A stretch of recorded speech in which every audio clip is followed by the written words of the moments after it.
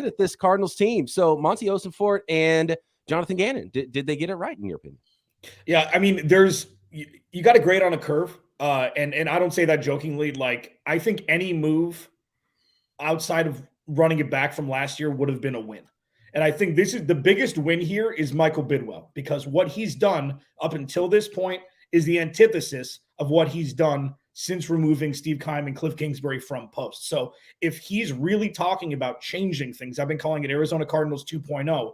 He's checked two of the biggest boxes, two of the biggest decisions, if not the two biggest decisions he's ever had to make as, since taking over owner, he's done. So it's a win regardless, because it's removed the past and given possibilities for the future. So not to put words in your mouth, but just the way you said that, it sounds like you're implying that the Cardinals had as bad of coach GM combination as there was in the league last year. I mean, I think that the beneficial move would have been to move off of both of them, Bill Belichick it, as I call it, at the end of the 2021 season. Really start fresh and do it that way instead of forcing Michael Bidwell's hand. But I just think that there were limitations. And I think with limitations breeds the lack of potential to actually win at a level that any NFL franchise should be able to. The elevation of talent was null, in my opinion. The drafting wasn't great, trading for Marquise Brown and then drafting Trey McBride in the second round when there were severe needs elsewhere. I was called a joke in the beginning. I'm like, look at what's happening. So yes, I think that it was a tough spot last year with injuries, without injuries. It was a tough spot, and the Cardinals have removed themselves from that now. Having heard now from Monti Ossenfort, the GM, and Jonathan Gannon, the head coach, and press conferences, and how would you grade them? Has it made you more confident in them? And I know it can be misleading. Sirianni had an awful first press conference, and his team's just in the Super Bowl. So, it's not everything. And some guys are really good interviewers and get head coaching jobs, really good in front of the in front of the media, and they can not be great with X's and O's, not be great leaders of men. So you can't know everything by an initial press conference. But did it make you feel better about the Jonathan Gannon hire, or the other way around when you start to hear them speak and hear their vision for the team?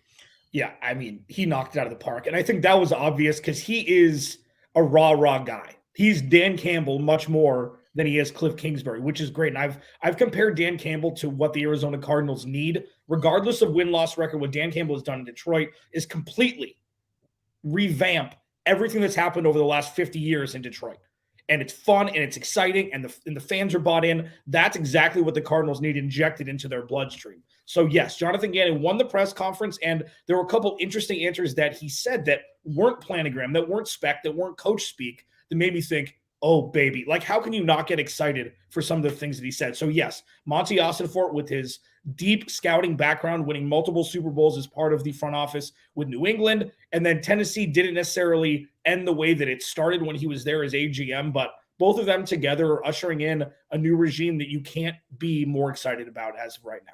Yeah, I like that Campbell comparison for an organization that hasn't done a lot of winning over any of our lifetimes. Inject it with some energy. That's great to say. And you also mentioned Trey McBride earlier. I'm sitting here looking at this roster. I mean, tight end's like the only spot I can come up with where they don't need anybody. Like every other spot on the roster, they shouldn't ignore or turn their nose up at a good prospect.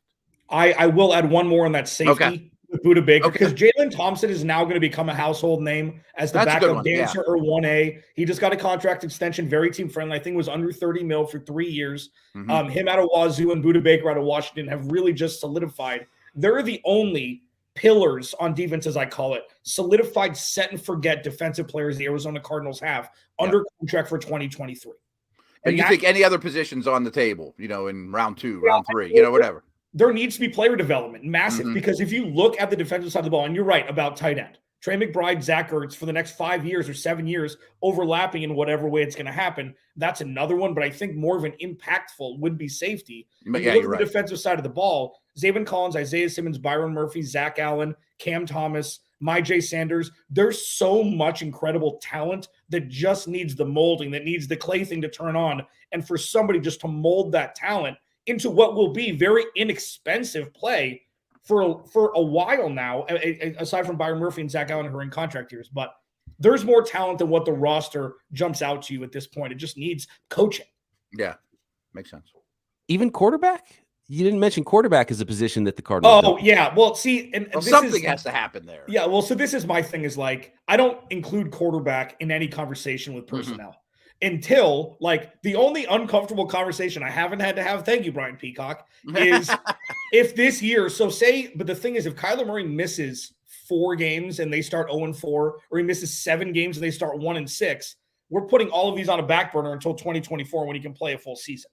If he comes back in week 4 and they're 2-2 and they signed whatever backup quarterback they're going to sign, whatever, and he can play this year and he doesn't play well, we can have that conversation. But I'm not doing that yet. Like that, it's too clickbaity for me. I still think he's the guy.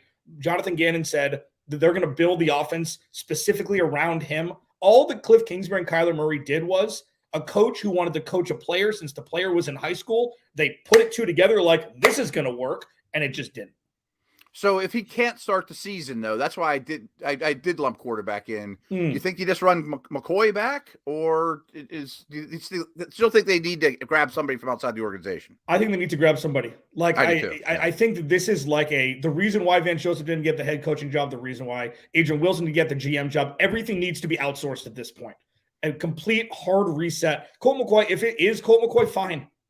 But the limitations on Colt McCoy his ceiling is so much lower than people think. His floor may be higher, but they need to sign. I mean, even if it's Jimmy Garoppolo for $8 million for a year, like they need to get an able-bodied, average quarterback to come in and play, just in case Kyler Murray doesn't play for the first 10 weeks. Yeah. We have no idea at this point.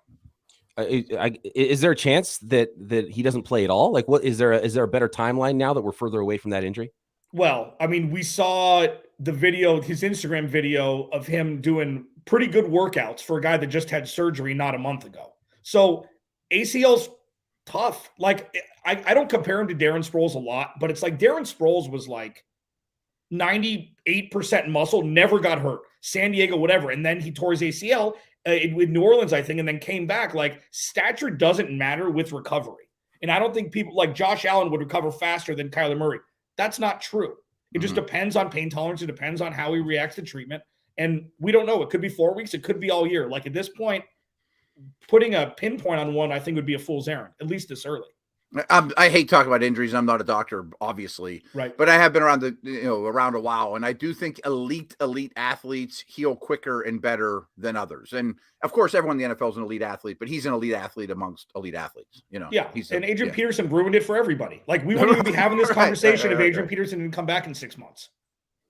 Yeah, it's unbelievable. He's bionic, so you can't compare people to Adrian Peterson. Right. One last one on Kyler Murray here. Yeah. Because could an injury like an ACL even help his development in a way where you take your legs away from you a little bit as you're coming back? And there's a story from Steve Young back in the day where he talked about one of his coaches like handcuffing his legs together, basically tying his feet together. It's like, you can't run today. Sorry.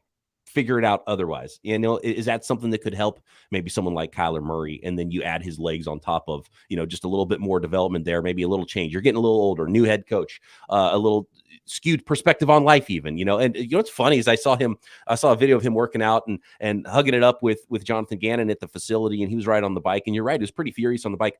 He's wearing a t-shirt of a band called the Smiths, and they're not, they're not a super popular band, I think, for a lot of people. I love the Smiths, but kind of aloof, kind of moody. I was like, oh, Kyler Murray's a fan of the Smiths. His whole persona now starts to make a little bit more sense. I don't know if it's like, I think you can buy a Smiths shirt at Target. I don't know if it's just a shirt he buys, like, I like this shirt, or if he actually likes the band.